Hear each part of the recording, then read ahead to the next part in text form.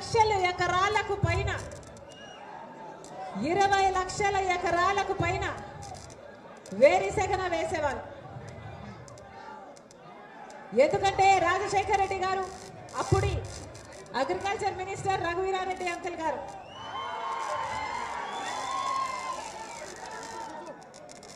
మీరు భయం లేకుండా, మీరు ఏ దిగులు లేకుండా మీరు వేరుశెనగ వేయండి. వేరుశెనగ గనక పండకపోతే ఏం పండిస్తామన్నారు?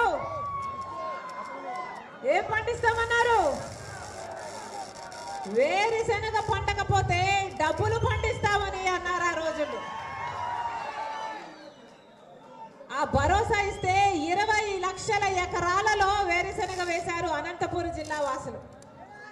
ఎందుకంటే అప్పుడు అంత అద్భుతంగా క్రాప్ ఇన్సూరెన్స్ ఉండే. వేరుశెనగ పండకపోతే, క్రాప్ రాకపోతే క్రాప్ ఇన్సూరెన్స్ బ్రహ్మాండంగా వస్తుంది అన్న భరోసా రైతులకు వీళ్ళు కల్పించారు. కాబట్టి 20 లక్షల ఎకరాలలో అనంతపురం జిల్లాలో వేరుశెనగ నాటారు ఆ రోజుల్లో.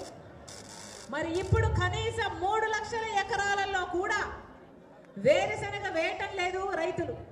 ఎందుకంటే ఇప్పుడు పంట పోయింది అంటే క్రాప్ ఇన్సూరెన్స్ లేదు, పంట పోయింది అంటే పెట్టుబడి పోతుంది అన్న భయంతో ఇప్పుడు రైతులు వేరుశెనగ వేసే పరిస్థితిలో లేరు, అంత రిస్క్ తీసుకునే పరిస్థితిలో లేరు. అంటే దానికి కారణం ప్రభుత్వం కాదా? దానికి కారణం జగనన్న గారి ప్రభుత్వం కాదా?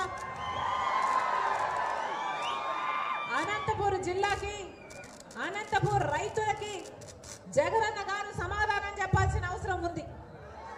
ఆ రోజుల్లో రాజశేఖర రెడ్డి గారు అనంతపురం జిల్లా రైతులకి ఎంత భరోసా కల్పించారు? ఇన్పుట్ సబ్సిడీ ఇచ్చాడు, విత్తనాల మీద సబ్సిడీ ఇచ్చాడు, డ్రిప్ మీద సబ్సిడీ ఇచ్చారు, యంత్రాంగం మీద సబ్సిడీ ఇచ్చారు.